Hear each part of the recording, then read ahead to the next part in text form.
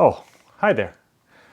Just finishing up another video. I just finished up a Ask Patrick video, but I wanted to do a little bit behind the scenes of kind of how I've been setting up my latest videos and kind of a budget way that I've been approaching all my videos. So I'm going to switch to my GoPro. It's not going to be as good of a video quality as my camera here, but just to kind of show you and not kind of play around with my setup right now. So you can see of what I've been using lately. Okay, so I'm on my GoPro now, so the video quality is not going to be as good. But okay, so I'm going to take you through a little bit of my setup that I have. And let me just start with this light over here. So what's lighting me now is just a tiny light that's behind a shoot-through umbrella. So let me just turn around here. So this umbrella was probably only like 10 bucks, maybe 15 bucks at most. But this is on a light stand right now. And this light stand was actually, it's a pretty heavy duty one that I got from my local camera shop. But you can find one for pretty cheap, you know, about 20 bucks or so. But let me take you to this tiny light over here. This is a Sutefoto T15. Links in the description below, but what I like about this is a bicolor, so I can change this to any temperature I want and then match that in my camera itself. So I have this on a little light stand adapter that has the umbrella through it, and then the light is just going through. So this is a very bright light, and for just a single person shooting, it's perfect. Anyway, okay, so let's go to the camera setup, and this is where it gets kind of interesting. This contraption right here is my homemade teleprompter, and occasionally I do type out what I'm gonna present.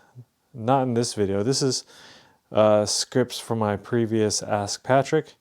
And as you can see, it's kind of backwards, but the thing is, it's reflecting off this right here. And then it's, you know, what this is an actual, just an IKEA frame, picture frame that I used with the original, you know, plastic that's over it. So other DIY ones, you know, you can use glass, you know, they're special glass. And it's really expensive, and this probably degrades some of the video quality, but I'm not too concerned about that actually. So I haven't seen that much of a difference in the video quality. If I'm doing professional work, then I'm going to use a regular teleprompter. But I have the back cover that reduces the glare, and if you don't have this, then it looks really bad. So if I took this off, there's a little bit of glare. And then I put it back on, the glare is gone. So anyway, let me take this off to show you how my camera set up. So I have my A6500, and before I get into the microphone that's connected to it, I have this cable, which is a HDMI cable, hooked up to my monitor here. So if I sit down, you know, I can just quickly glance over and see my framing and make sure I'm in focus. So this is a really nice monitor. It represents the color pretty well. It's pretty well calibrated. So yeah.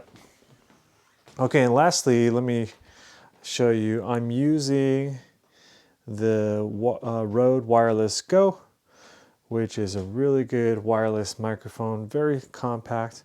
Very good quality, and it's attached, it has a built-in mic, so it's attached to usually my clothing right now.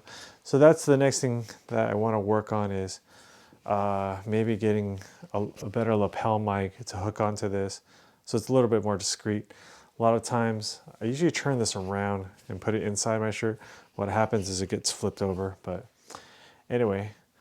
So yeah, this is a little bit behind the scenes of my kind of video setup. I'll put links to the products I use in the description below. This is a really kind of budget, like totally rigged, hacked DIY type of setup, but it works really well for me.